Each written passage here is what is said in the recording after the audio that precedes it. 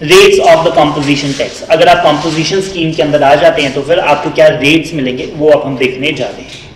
सबसे पहले अगर आप मैन्युफैक्चरर हैं तो आपको 0.5% और 0.5% टोटल 1% ऑफ द टर्नओवर देना पड़ेगा। रेस्टोरेंट वाले को 2.5 और 2.5% और 99% रेस्टोरेंट्स जो हमसे मार्केट में अवेलेबल हैं वो आपसे यही जीएसटी चार्ज करते हैं जी 2.5 + 2.5%, वो कॉम्पोजिशन स्कीम के अंदर ही फॉल करते हैं। और जो अदर सप्लायर्स हैं एक तरह से ट्रेडर्स हो गए, ठीक है, जो मैन्युफैक्चरर्स नहीं है, ये सर्विस वाले आ गए, इसके अलावा बचा कौन, ट्रेडर्स हो गए। सब वो कहता है कि ट्रेडर्स को देना है 0.5 एंड द 0.5 ऑफ द 1%, ठीक है। तो हमने कहा इकट्ठे लिख देते ना यहाँ पे मैन्युफैक्चरर प्लस ट्रेडर, तो वो कहता है कि नहीं 0.5% of the turnover of taxable supply, और ऊपर क्या था 0.5% ऑफ द टर्नओवर टैक्सेबल और एग्जम्प्ट व्हाटएवर द केस में बी, और एग्जम्प्ट। टर्नओवर में तो दोनों आएंगे जी, टैक्सेबल भी और एग्जम्प्ट भी, लेकिन नीचे उसने लिखा है कि सिर्फ टैक्सेबल सप्लाईज का ही 0.5% आपको देना, इसलिए अलग अलग लिखा है, ठीक है। दोनों में रेट सेम है, रेट से धोखा मत खा लेना, बट किसके ऊपर 0.5 लगाना है वो दोनों में जमीन आसमान का फर्क है। और इसके ऊपर क्वेश्चंस पेपर में एग्जामिनेशन में ICSI में पूछे जा चुके हैं, करेंगे आज की क्लास के अंदर कवर अप करेंगे। सो अफेक्टिव रेट्स भी आपको समझ में आ रहे हैं, 1%, 5% और 1%। लेकिन यहाँ पे है जी वर्ड टर्नओवर, यहाँ पे भी वर्ड है जी टर्नओवर, लेकिन ट्रेडर के केस में 1% of the turnover of taxable supply, सिर्फ टैक्सेबल टर्नओवर का ही आपने ये देखना है। अब वो कहते हैं कि सर सर्विसेज का कंपोनेंट कितना हो सकता है, ये मैंने आपको बताया था, ठीक है, रीड कर लेते हैं। A person who opts to pay the tax under the clause 10A और 10B और 10C में सप्लाई द सर्विसेज, ठीक है। ऊपर आगे हमारा ABC मतलब मैन्युफैक्चरर, रेस्टोरेंट और ट्रेडर। कहते हैं कि जी आप ये दे सकते हैं other than those who referred in the point B. Point B तो है ही सर्विस क्लास, उसके लिए ये नहीं है। अब रेस्टोरेंट वाला तो सारी सर्विस ही देगा ना, सो उसके लिए नहीं है।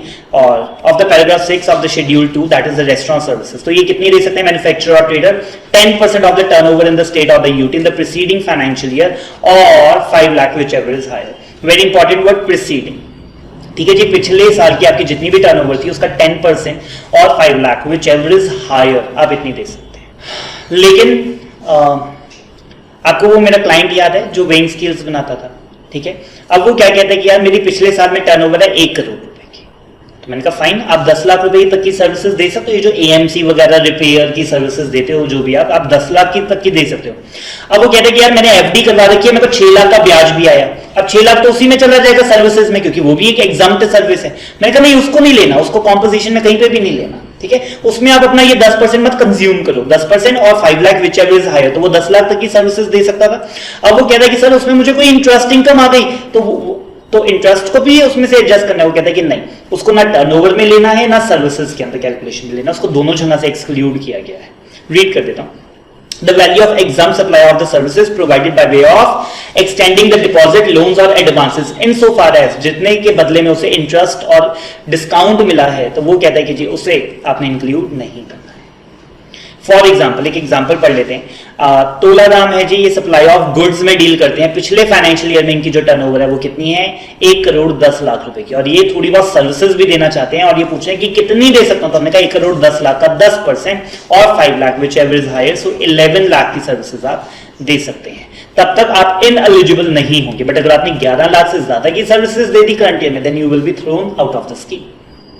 कहता है कि जी टर्नओवर इन द स्टेट से क्या मतलब है, कहता है means the aggregate value of all the taxable supplies, लेकिन उसमें वो कहता है RCM वैल्यू मत लेना, मतलब टैक्सेबल सप्लाईज का मतलब आउटवर्ड सप्लाईज, ठीक है, इसमें इनवर्ड नहीं लेना। और इसमें वो कहता है एग्जम्प्ट सप्लाईज भी ले लेना, एक्सपोर्ट भी ले लेना, इंटरस्टेट भी ले लेना, but excludes CGST, state GST, UT GST और IGST इन दिस सेंस, ये नहीं लेना। मेरे ये तो आ चुके हैं, है ना, गॉट इट। ये तो रिपीट है यहाँ पे, चल रहे हैं जी आगे।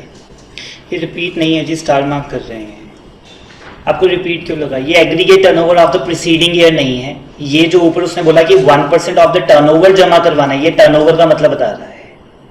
Are we getting it? जो मैन्युफैक्चरर और रेस्टोरेंट सर्विसेज वाले ने जो टर्नओवर का जमा करवाना है, ये उसकी बात कर रहा है जी, टर्नओवर इन द स्टेट। ये प्रीसीडिंग ईयर तो ये है ही नहीं। इसका मतलब अब जो मैन्युफैक्चरर है वो टैक्सेबल सप्लाई पे भी 1% देगा, वो एग्जम्प्ट सप्लाई पे भी 1% देगा, वो एक्सपोर्ट के ऊपर भी 1% देगा। एक और बात, इंटरस्टेट वो कर ही नहीं सकता, इंटरस्टेट उसने की तो स्कीम के बाहर आ जाएगा। कॉम्पोजिशन सप्लायर जो है वो इंटरस्टेट सप्लाई नहीं कर सकता। इंटरस्टेट गुड्स प्रिक्योर कर सकता है, रिसीव कर सकता है, लेकिन गुड्स को सप्लाई नहीं कर सकता। अगर आप इंटरस्टेट सप्लाई करेंगे तो सरकार कहती है कि फिर कॉम्पोजिशन स्कीम आपके लिए नहीं है। ठीक है, ये तो किसके लिए, जैसे मैंने आपको बताया ना, छोटी सी मार्केट प्लेस के अंदर वो कहता है कि सर मेरे पास तो शॉपकीपर आता है, मैं उसको बेच देता हूँ। सो इन दैट केस ये उन लोगों के लिए है। ठीक है, बट अगर आप इंटरस्टेट सप्लाई कर रहे हैं फिर आपके लिए कॉम्पोजिशन स्कीम नहीं है। Got this? फाइन जी। और वो कहते हैं supplies to be excluded for determining the turnover in the state. तो वो कहता है कि जी टर्नओवर के अंदर क्या इंक्लूड नहीं करना है। पहले तो वो कहता है कि पिछले साल के अंदर करंट ईयर के अंदर 1 अप्रैल से लेकर up to the date of registration आपने वो टर्नओवर को इसमें इंक्लूड नहीं करना, और दूसरा इंटरेस्ट और डिस्काउंट को भी इसमें इंक्लूड नहीं करना। पॉइंट नंबर 1 एक्सप्लेन कर दूं। मैंने अभी आपको ये ना समझाया भी था पिछले साल की एग्जांपल देके। ठीक है, अब करंट ईयर की एग्जांपल को मैं देने जा रहा हूं, प्लीज मेरे साथ रहना और ध्यान से इसको कवर अप करना। अब करंट ईयर की एग्जांपल मैं देने जा रहा हूं। करंट ईयर के टर्नओवर के अंदर लेट अस से वी आर द मैन्युफैक्चरर, और हमने पहली बार काम शुरू किया 10 अप्रैल 2021 को, और हमारी 40 लाख की टर्नओवर एक्सीड कर जाती है दिसंबर 21 के अंदर जाकर। और अब मेरे को आपने कहा कि सर जाके रजिस्ट्रेशन करवाइए। अब मैं ये अगला साल हटा रहा हूं क्योंकि यहाँ पे एक ही साल है, दैट इज यही हमारा करंट ईयर है। ये बात समझ में आती है आपको? Got it? अब मैं बड़ी दुखी मन से जी रजिस्ट्रेशन करवाने वहां पर गया, और रजिस्ट्रेशन जब मैं करवा रहा था किसी ने मेरे को बोला कि सर आप कॉम्पोजिशन में चले जाओ, आपको अगर जीएसटी देते हुए बड़ा दुख आ रहा है तो फिर आप कॉम्पोजिशन स्कीम में चले जाओ। तो मैंने कहा कि जी आज मैं रजिस्ट्रेशन करवाने पहली बार आया हूं, मैं अभी चल जाऊं? कहता हाँ अभी चल जाओ। क्यों नहीं जा सकते? उसने पूछा पिछले साल में आपकी टर्नओवर क्या 1.5 करोड़ से ज्यादा थी? मैं कहा पिछले साल तो मेरी टर्नओवर 0 थी, मेरा तो नया बिजनेस है, मैंने पहले टर्नओवर ही इस साल में की है। तो यहां पे जब मैं रजिस्ट्रेशन करवाने गया, और जीएसटी में अगर आपने कभी रजिस्ट्रेशन करवाई है तो वहां पर जब आप रजिस्ट्रेशन अप्लाई करते हैं उसी वक्त ऑप्शन आ रही होती है कि do you want to opt for composition. ठीक है, कि I am the fresh registration, और वो मेरे से पूछा कि अभी रजिस्ट्रेशन में जाना है, तो मैंने कहा yes I want to go for composition.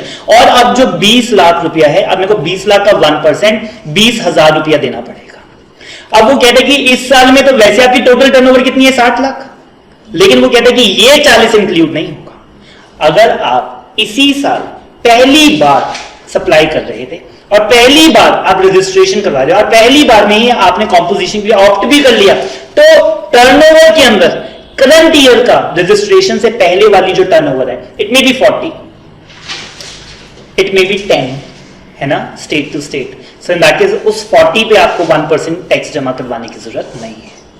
ये समझ में आया आपको? तो वो कहता है 40 के बाद आप 10 ईयर जितनी टर्नओवर आप फर्दर करेंगे उसके ऊपर आप जमा करवा दीजिए। सो टर्नओवर में क्या इंक्लूड नहीं करना, तो वो कहता है कि अगर इस साल आपकी पहली बार रजिस्ट्रेशन हुई है और आपने रजिस्ट्रेशन करवाते ही कॉम्पोजिशन में अगर आप आ गए हैं, सो इन दैट केस आपको वो 40 लाख नहीं इंक्लूड करना है। और सेकेंडली अगर कोई इंटरेस्ट या डिस्काउंट है, वो एग्जाम सप्लाई है मैन्युफैक्चरर से, उसका 1% मत ले लेना क्योंकि उसके ऊपर भी उसे टैक्स नहीं जमा करना।